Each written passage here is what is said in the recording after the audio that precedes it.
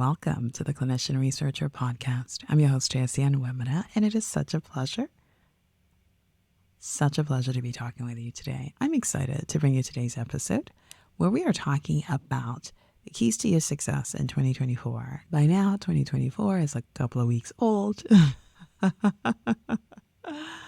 hey, we're still talking about the keys to your focus in 2024. They apply in 2024 and they definitely go beyond 2024. But today we're talking about your thoughts. And the quote I just want to share is, whether you think you can or you think you can't, you are right.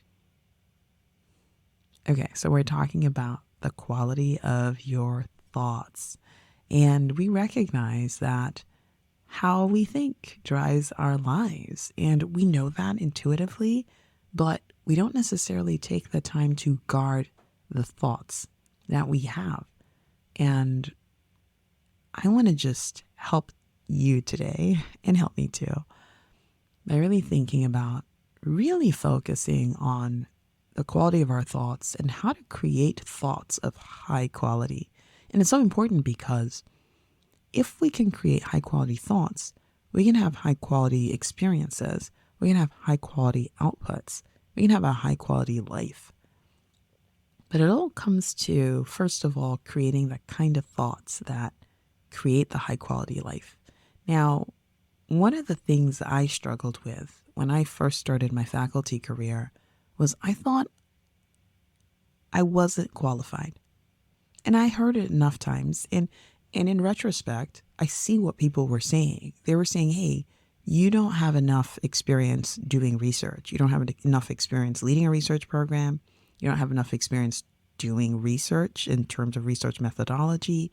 You haven't really spent as much time as is needed for the stage of your career for someone who wants to lead a research program. Therefore, you're not qualified. I heard that over and over and over again, where I started to internalize my lack of qualifications. And whenever I would apply for an award, whenever I would go for a grant, I would write with a not qualified experience, with a not qualified thought life, right? Because that's the way I was feeling. And it wasn't until I would hand my document over to someone else to review for me and they would say, oh, you're speaking as if you're so unworthy. You're writing as if you're so unworthy. And I didn't understand that. I was like, well, of course I'm not. But whatever you're thinking is what you're producing, because thoughts are the foundation of all of our actions. They're the foundations of they're the foundation of our speech. They're the foundation of our life. And so even when you don't think, you're projecting a certain thought. If you're having it, you're projecting it, whether you know it or not. And some of us have become very skilled at being divided. You know, you feel one way inside, you express a different thing to the external body. Some of us have gotten really good at that. But for the most of us, we struggle to do that. And most people, even if we've gotten very good at lying, that's what that is, where you think one thing and you do a different thing. Some of us have gotten good enough that we can fool most people. But there are some people who are very savvy and can pick up on the subtle cues of when how you're feeling inside doesn't line up with what you're expressing on the outside. And most importantly, we can pick it up too. So that's important. But anyway, so there I was, feeling unworthy, unqualified, because I'd accepted the thoughts that I was. And I was producing lack of qualification in my writing. Wow. And I couldn't see it until somebody pointed it out to me. They're like, you don't have to explain away this. You don't have to say, oh, if only I had. Because that's what I was doing. I was saying, well, I didn't have the training. I didn't have, yeah, it's okay that you didn't have the training. But what do you think about who you are now? And so that was definitely showing up. I was definitely showing up the wrong way inside. And that was coming out the wrong way on the outside, even when I didn't know it was doing that. So that's why I'm talking today about thoughts, because your thoughts are so important. You know that intuitively. And here's the challenge with our thoughts. They're happening all the time. We're always thinking. And when we're not thinking intentionally, when we're not controlling our thoughts, they can run wild. Like you can literally see a black cat, and the next thing you know, you're imagining yourself 6 feet under. And it was just a cat. How did you get to that vision of your funeral? I mean, I'm just giving an example of where your thoughts take you. And usually, especially when we are not like paying attention to our thoughts, they don't spiral out of control into a great direction where it's like, wow, I imagine myself as the King of England. Most of the time, our thoughts don't take us there. Where they take us is imagining the worst. And that's what one of my mentors calls undisciplined thought. It's like your thought life needs to be disciplined. And where you don't discipline it, it just runs crazy. It's like the wild animal or the new puppy that if you don't train this puppy, it just will embarrass you over and over again. And so your thought life is so key, is so critical, and that's why I'm talking about it today. And I want to give you 5 things to think about in mastering your thought life. So the first thing I want to share is that you've got to be intentional about the thoughts you create. That's number 1. Be intentional about the thoughts you create. And this is very challenging because our thoughts run so wild. And many times we're not thinking about what we're thinking. But if we are not intentional about creating thoughts of possibility, we're going to just create whatever. Or actually, more likely, we're going to create the negative. Because think about it, funding is hard. You can't make enough. You can't get enough. There's not enough to go around. Everybody else has a great idea. Your idea may not be fundable. There are so many thoughts that limit us, that keep us from moving forward. And that's the challenge with the thoughts. The moment you think the thought, accept the thought, begin to imagine the thought and ruminate on the thought, you begin to produce actions consistent with the thought. And then you fulfill the prophecy of the thought. If you think, this idea sucks so bad no one will ever fund it, you begin to act like someone whose idea sucks so bad that no one will ever fund it. You begin to write like that. You begin to produce like that. And maybe you don't even finish the grant. Maybe you don't even submit it. And it all started with a thought that you couldn't. And so being intentional about creating the kinds of thoughts that lead us in the direction that we need is so important. Be intentional, because if you intentionally create the thought of, oh, my idea is fundable, and it doesn't mean that you don't take feedback seriously. It means that if somebody says this idea sucks, you don't accept this idea sucks. You push back. You say, how can we make this idea not suck? Or how can we make this idea suck less, right? You start to ask, how do we improve it? You don't accept it and then wither away. But that only comes with being intentional. It only comes with being intentional. So how can we be intentional about our thought life? Well, you gotta be intentional about the source of your thoughts. And so what is the source of your thoughts? Well, the source of your thoughts for those of us who are really visual are the things we see. For those of us who are really sensitive to what we hear, it's the things we hear. And it's also the things we experience, right? And so if we're going to be intentional about our thoughts, and be intentional about the source of those thoughts, if you have a superstar mentor who's always yelling at you and driving fear into your heart, anxiety and worry, guess the kind of thoughts you're going to produce. Thoughts of fear, worry, anxiety. You're going to have a lot of stress. You're going to produce in a stressful way. And here's the challenge with people like you and me. We can produce a lot under a lot of duress. And so because we think that our anxiety, our worry is what's really fueling our success. And we're getting plenty success, but we're burning out in the process. It's like, burning yourself up as fuel. The challenge is when the fuel burns up, there is no more source. And so being intentional about creating the kinds of environments, including your mentoring team, that allows you to think thoughts that move you in the direction you want to go. It's also about being intentional about what you're reading.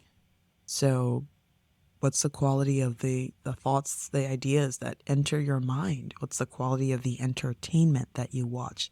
What's the quality of the books that you read? What's the quality of the audio that you listen to? So it's being intentional about curating it. So it's not just, well, most of the stuff around me is good, so I guess I'll be okay. It's saying, what is not good? Or what could be more excellent? Because you want to create thoughts that transform your life, you pay attention to the thoughts you want to have, and then you curate a body of work that allows you to have high quality thoughts. Now, it doesn't mean that you're in an echo chamber, not at all, but it does mean that you are creating thoughts that are high quality, thoughts of possibility, thoughts that you have no limitations because you have none. And so number one is being intentional about your thoughts. Number two is removing everything that impacts your thoughts. And this kind of goes with number one, which is being intentional, because on the one hand, it's kind of like where you exercise and you're so good about like exercising 30 minutes every day. You go to the gym, you do all the stuff, and then you come home and you down 3 glasses of soda. And you're like, yeah, I worked out at the gym. I can drink whatever I want. I can eat whatever I want. And it's like, oh, no, you can't. There is no amount of exercise that can outrun a bad diet. You know that. I know that. You advise your patients about that. And so why do we do it? Why would we be intentional about curating thoughts of high quality by creating an environment that encourages high quality thought, by allowing things into our system that drain our ability to think well? And so what does that mean? It means not just being intentional about creating the environment, but it means removing things that affect the quality of our thoughts. Yeah, I didn't say it earlier, but it means, hey, limiting the amount of access the mentor who's always yelling at you has to you. But you're like, oh no, he's a Nobel laureate. What do you mean limiting my access? If I keep this way, I'm going to become a Nobel laureate too. I believe it. I agree. You're going to be the most miserable Nobel laureate ever? Sure, you'll be a Nobel laureate. Is that all you want? Yes, your mentor is successful. And in academia, a lot of people can be very bad to the bone and still be considered super successful. They can have poor attitudes to life and people and still be considered very successful. And if that is the path you want to choose for yourself, I am so glad that we have the power of choice and you do get to choose that if that is what you want. But for most of us, we want the success without all that other stuff. But sometimes we think they all have to go together. Like, well, if I want the stuff that leads me to win this amazing award that this person already has, then I guess I got to take all of it. And you know the answer is that no, you do not have to take all of it. And so I encourage you to remove all the stuff that impacts upon your high quality thought life. Yeah, stop listening to that music that makes you feel sad at the end of the day. Stop watching those things that make you angry. Yeah, I'm talking about the news. I'm talking about the news because at the end of watching the news cycle, oh, newsflash, there is no end to the news cycle. It's a constant cycle. At the end of watching that, you're down in the dumps, you're depressed, you're angry actually. The more likely emotion is anger. Clearly, anger affects the quality of your thoughts. How much of the manuscript can you produce while you're super angry? Okay, so I feel like I've belabored that point a lot. Number 2 is to remove the thoughts or remove the source of thoughts that impact your ability to function well. The third thing is to focus on thoughts that create possibility. Focus on thoughts that create possibility. People will say, oh, are you trying to be idealistic here? Be realistic. Yeah, I am talking about being positive. I'm talking about creating thoughts of possibility because they are the only space from which real greatness comes. There's a lot of, actions. There are a lot of actions that are created from negative, self-hating thoughts. I know that, right? I'm in academia. You're in academia. You see it. People who actually, you probably do it. You yell at yourself. You're like, can't you get it together? And somehow you produce this amazing manuscript that goes on to be a plenary abstract or something in your journal. You did it. You did it by yelling at yourself. You did it by being mean to yourself. And so you think that's the way life should be. But I will tell you that encouragement will always go so much further in motivating people than being mean to them. And that goes for you as well. That goes for you being mean to you. And so if you would think for a moment with me about where possibility could take you, where an encouraging kind word could take you. And I'm talking about you speaking these encouraging kind words to yourself first, but also surrounding yourself with people who believe in possibility. I mean, let me ask you, what is the point of submitting for an award that you don't think it's possible for you to get? What is the point of that? Oh yeah, everybody just submits anyway. Don't do it. Don't ever submit for an award that you don't think it's possible for you to get. Because of the very fact that you don't think it's possible, you are creating a grant that is probably not going to be funded. Because people say, well, it's not possible to be funded. I'm submitting anyway. Oh, there he goes. I wasn't funded. How can you be funded when you created a grant out of your impossibility? Okay, that's me on a soapbox. I'm getting off right now. But what I'm asking you to do is to create possibility. And if you don't think it's possible, wait. Create possibility, build possibility, and then go for it. Don't move forward not thinking it's possible. Instead, build the muscle of possibility. And how do you do that? You build the muscle of possibility by talking to people like me who believe all things are possible. And if I don't yet believe it's possible, I go work on deciding and figuring out on intentionally creating the possibility. And how do I do that? I go read about people who've done it before me. I go read about people who've been successful. I go hang out with them. I say, hey, you've succeeded in this impossible environment. How have you done it? You don't go to the person who hasn't succeeded and ask for their advice. You go to the person who's done it. That's how you create possibility. Because the moment you are surrounded by people who are doing it, who didn't just do it once, who didn't just like have a lucky moment, who are doing it over and over and over again, it changes the way you experience that activity, whatever it is.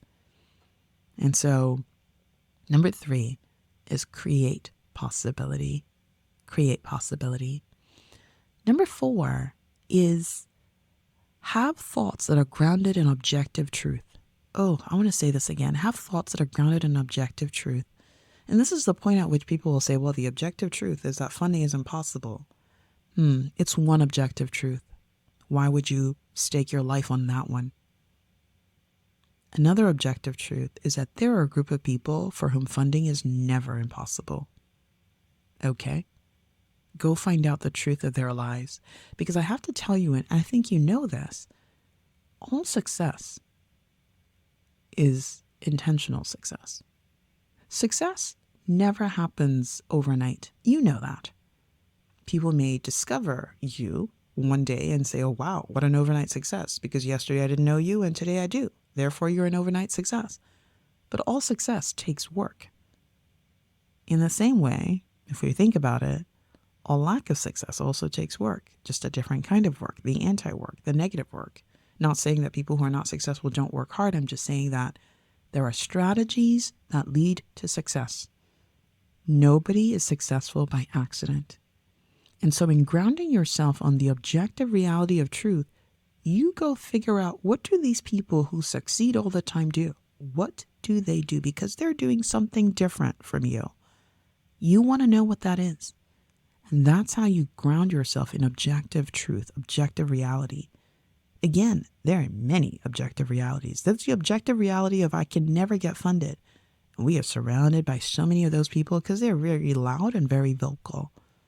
But the objective reality of the people who get funded is a quiet objective reality. They're not even where you can find them.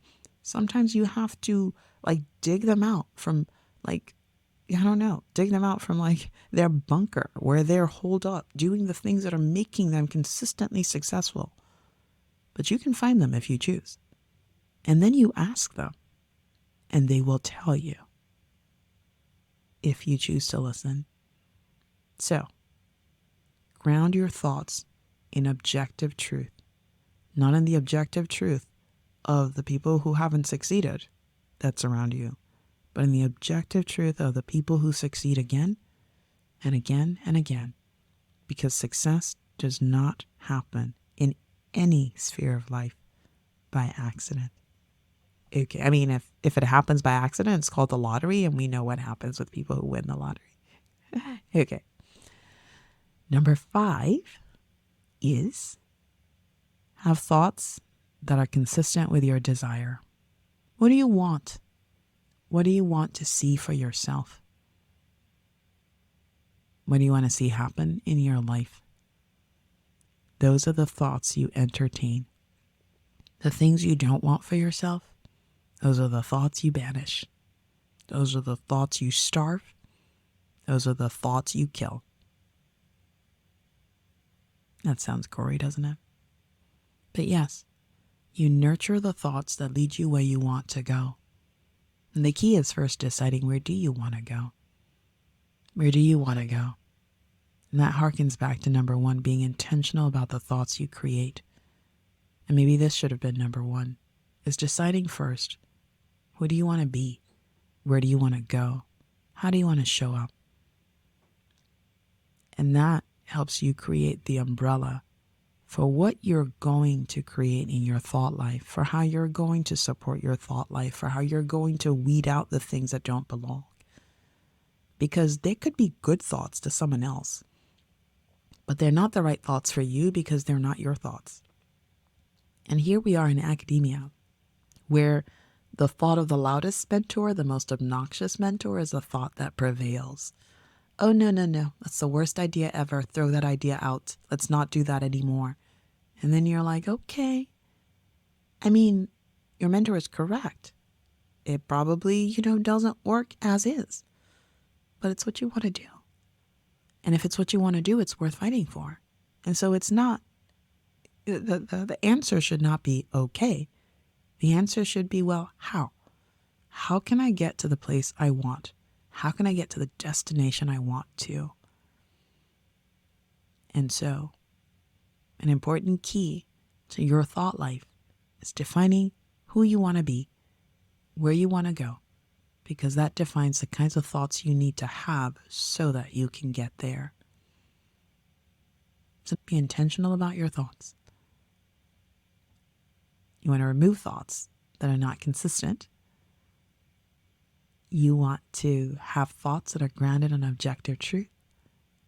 You want to have thoughts that are based on the reality that you desire.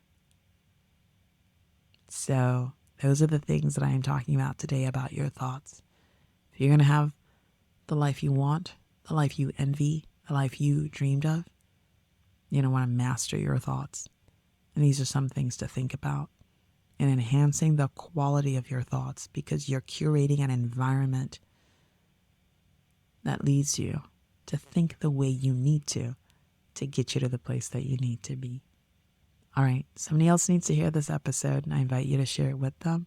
And I want to thank you so much for being part of this podcast, for lending your ears, and for voting with your ears. All right, thank you for listening. I look forward to talking with you again the next time.